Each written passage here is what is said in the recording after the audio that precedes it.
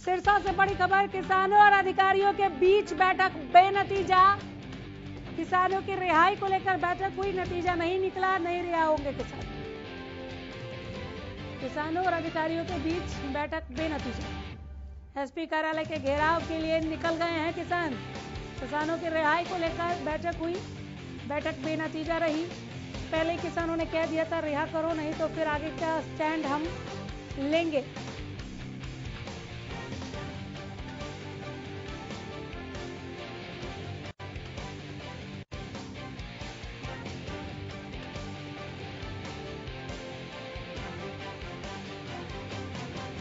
अमित तिवारी हमारे संवाददाता जुड़ गए हैं ज्यादा जानकारी के साथ। अमित, किसानों ने एसपी कार्यालय की तरफ रुख करना, कूच करना शुरू कर दिया क्या? जी बिल्कुल अनामिका, पहले बैठक चली है और उसके बाद अब जैसे ही किसान नेता राकेश टिकैत के नेतृत्व में गए थे किसान, वे बाहर निकले और उन्होंने स्पष्ट कर दिया कि बातचीत जो है वो बेनतीजा रही। जो मुख्य उनके मुद्दे थे उन पर प्रशासन की ओर से कोई सकारात्मक रुख नहीं दिखाया गया। तो ऐसे में अब जो है वो पहले किसान नेता जो पहुंचे भगत सिंह स्टेडियम में पक्का मोर्चा पर, वहीं सारा विमर्श हुआ और अब जो है किसान नेता राकेश टिकैत के नेतृत्व में किसान एसपी कार्यालय के घेराव के लिए आगे बढ़ रहे हैं। देखने वाली बात होगी कि घेराव किस तरह होगा, क्योंकि काफी पुलिस फोर्स पहले से तैनात है लघु सचिवालय के मुख्य द्वार के सामने। तो ऐसे में अब कहीं टकराव ना हो, तमाम तरह की स्थितियां हैं। अब देखने वाली बात अभी कुछ देर में आ जाएगी सामने। जी बिल्कुल। क्या इस बैठक से बाहर निकलकर टिकैत ने कुछ कहा है कि आगे वो क्या करेंगे? एसपी कार्यालय का घेराव ही या क्या? क्योंकि पुलिस ने तो अपनी मंशा बता दी है कि हम कानूनन एक्शन ले रहे हैं, कानूनी कार्रवाई कर रहे हैं, कहीं पर भी कुछ भी अप्रिय होगा, वो कोई भी होंगे, किसान ही नहीं कोई भी होंगे, तो हम इस तरह से एक्शन लेंगे। तो कुछ कहा है टिकैत ने कि क्या आगे हो सकता है, घेराव के बाद क्या? अभी इस बारे में कोई उन्होंने खुलासा नहीं किया। फिलहाल जो है वो एसपी कार्यालय के घेराव का ही कार्यक्रम है और उसी को करने के लिए वे आगे बढ़े हैं। और जैसे ही वे मीटिंग से बाहर निकले थे उन्होंने यही कहा कि बैठक बेनतीजा रही और अब आगे की कार्रवाई के लिए वे पक्का मोर्चा पर पहुंच रहे हैं। एसपी कार्यालय के घेराव को रोकने के लिए क्या तैयारियां हैं? घेराव के लिए पुख्ता बंदोबस्त किए गए हैं। पहले से ही पैरामिलिट्री फोर्सेस तैनात कर दी गई थी सिरसा में और मुख्य एसपी ऑफिस के बाहर भी बैरिकेटिंग 3 लेयर जो बैरिकेटिंग की गई है ताकि कोई अंदर ना घुस सके। कंटीली तारें भी लगाई गई है।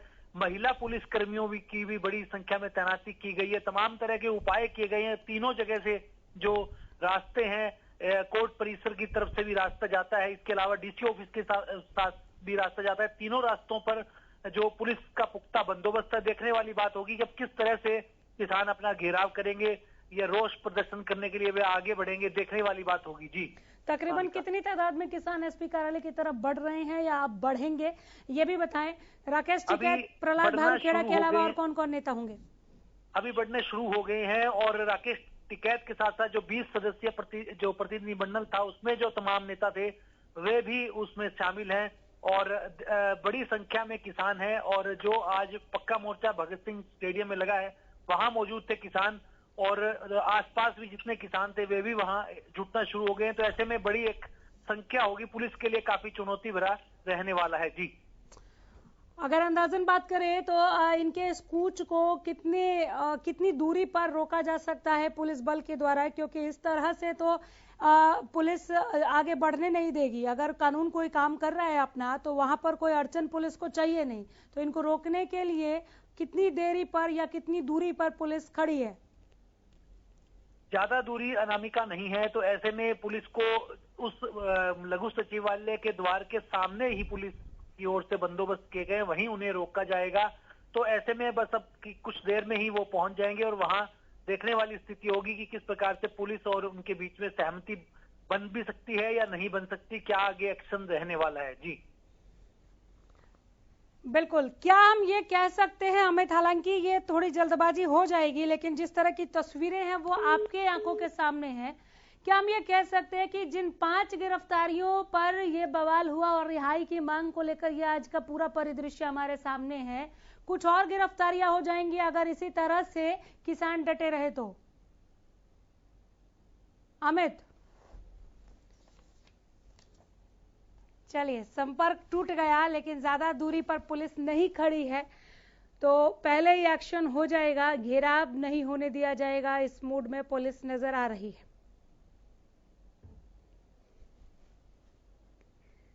सिरसा से बड़ी खबर तस्वीरों के साथ। आईजी के साथ बैठक जरूर हुई।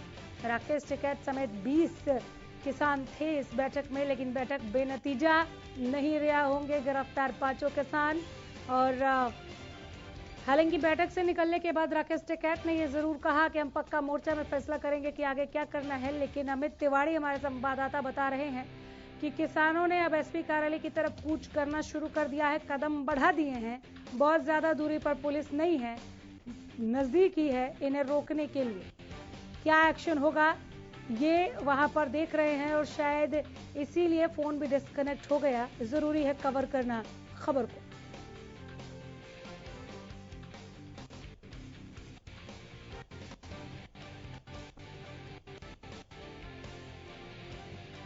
दर्शन सिंह ढांडा जुड़ गए हैं, किसान नेता हैं। सिंह साहब नमस्कार। नमस्कार जी, नमस्कार। दर्शन सिंह जी, बात तो बनी नहीं बैठक में। जी जी बिल्कुल। क्या करेंगे फिर? मनसा नहीं है ना सरकार की बात करने की ढंग से।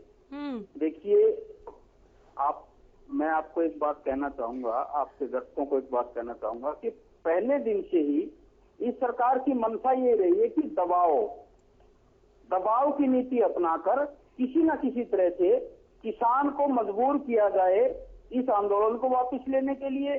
चाहे वो प्रताड़ना किसी भी ढंग से की जाए, चाहे वो राजद्रोह का केस बनाया जाए, चाहे उनके ऊपर लाठियां बरसाई जाए, चाहे उनके ऊपर पानी के फव्वारे छोड़े जाए सर्दियों में, चाहे किले गड़वाए जाए, चाहे कुछ भी किया जाए, चाहे उनको आतंकवादी बताया जाए, चाहे फिर उनको खालिस्तानी कहा जाए, चाहे उनको ठग बताया जाए या फिर उनको आड़तिया बताया जाए, जो भी बताया जाए, चीनी कुछ भी कहा जाए, इस तरह के बहुत सारे चाहे सर सरकार के पास भी है और प्रशासन के पास भी। वो कह रहे हैं कि चाहे आप लाल किले पर तिरंगे का अपमान करें, चाहे आप आईटीओ चौक पर उपद्रव करें, चाहे आप नेताओं को घेर कर काले झंडे दिखाएं, चाहे आप रणबीर गंगवा की गाड़ी के शीशे तोड़ दें, चाहे आप पुलिस पर गाड़ी चढ़ाने की कोशिश करें, तो ढेर सारे चाहे वो भी कह रहे हैं। बात यह है कि सर सुन लीजिए प्लीज सुन लीजिए, और कोई है नहीं, आप ही बोलिएगा।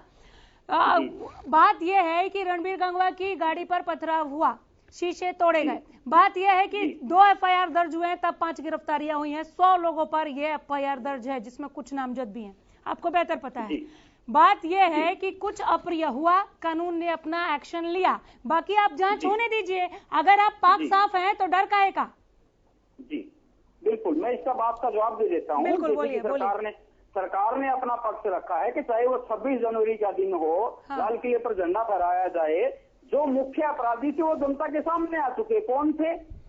सिर्फ और सिर्फ सरकार के आदमी, सरकारी आदमी। फूट डालो राज करो की नीति के तहत पूरी देश ने देखा है कि किसान ने तो राष्ट्रीय झंडा लहराया है, और वो भी दिल्ली की सड़कों पर, ना कि लाल किले पर। लाल किले पर जो भी किया गया वो इनके आदमियों के द्वारा किया गया।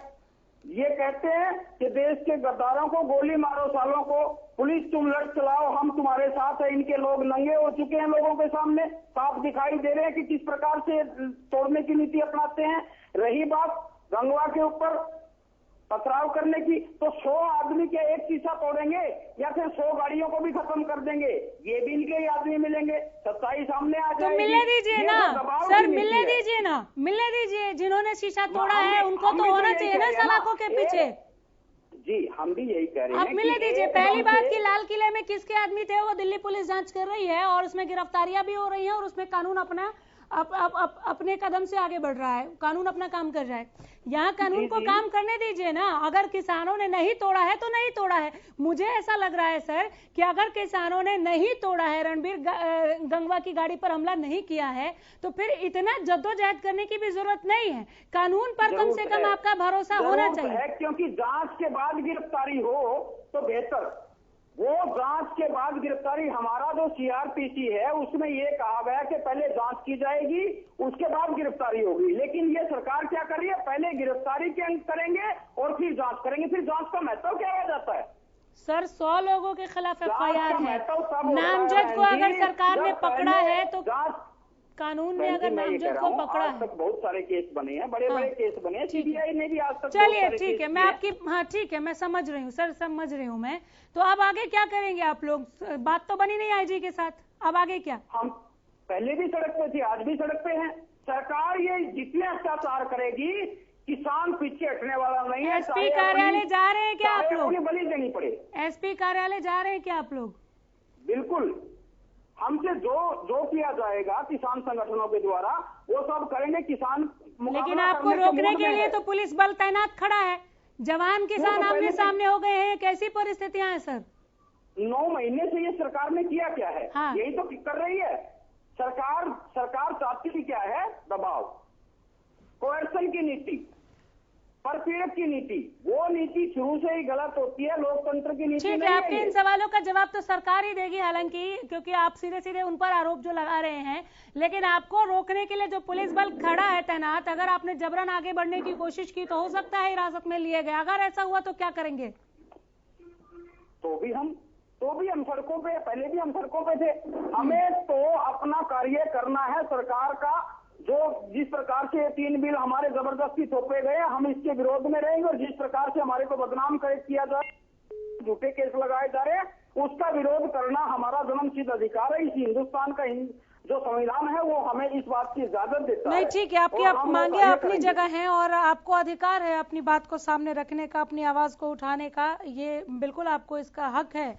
लेकिन किसी ने तो गाड़ी पर हमला किया है और अगर एफआईआर दर्ज हुई है और शिकायत के बाद ही एफआईआर दर्ज हुई है, 2 एफआईआर दर्ज हुई है, 100 किसानों के खिलाफ एफआईआर दर्ज हुई है, तो कानून को अपना काम करने देना चाहिए।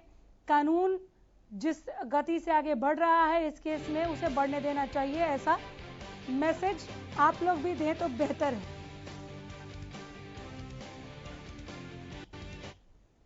इस बीच एक बड़ी खबर पहुंचा रहे हैं, इस वक्त की ब्रेकिंग न्यूज। देखिए बड़ी खबर, फरीदाबाद से सेक्टर 12 लघु सचिवालय पहुंचे सीएम मनोहर लाल। फरीदाबाद से बड़ी खबर, सेक्टर 12 लघु सचिवालय पहुंचे मुख्यमंत्री मनोहर लाल। एफएमडीए की बैठक ले रहे हैं मुख्यमंत्री। जिले के सभी अधिकारी बैठक में मौजूद हैं। इस बैठक की अध्यक्षता कर रहे हैं मुख्यमंत्री। एफएमडीए के तहत होने वाले विकास कार्यों पर चर्चा। राजेंद्र दहिया हमारे संवाददाता जुड़ गए हैं ज्यादा जानकारी के साथ। एफएमडीए की बैठक पर क्या अपडेट है राजेंद्र? देखिए, बिल्कुल मैं आपको बताना चाहूंगा कि मुख्यमंत्री जो सेक्टर 12 पहुंच चुके हैं लघु सचिवालय में और 6ठी मंजिल पर इस बैठक का आयोजन किया गया है। तो कहीं ना कहीं तो जिले के तमाम अधिकारी हैं वो यहाँ पर मौजूद है और विकास कार्यों को लेकर यहाँ पर चर्चा शुरू हो चुकी है, क्योंकि जितने भी जो चौड़े रोड हैं वो एफएमडीए के तहत बनाए जाएंगे। 60 फुट से ज्यादा जो चौड़े रोड आते हैं वो सभी एफएमडीए से ही बनाए जाएंगे। और यहाँ पर जो पानी की निकासी है, कहीं ना कहीं आगे जिस तरीके से बरसाती मौसम है तो उसको लेकर भी काफी चर्चा यहाँ पर होने वाली है। शहर को किस तरीके से विकसित किया जाएगा इसको लेकर चर्चा जारी है। जी अनामिका, बहुत शुक्रिया राजेंद्र इस तमाम जानकारी के लिए। चर्चा से क्या निकल कर बाहर आता है, किन विकास कार्यों पर चर्चा होती है एफएमडीए के इस बैठक में और क्या फैसले लिए जाते हैं, ये जानने के लिए भी लौटूंगी। फिलहाल शुक्रिया।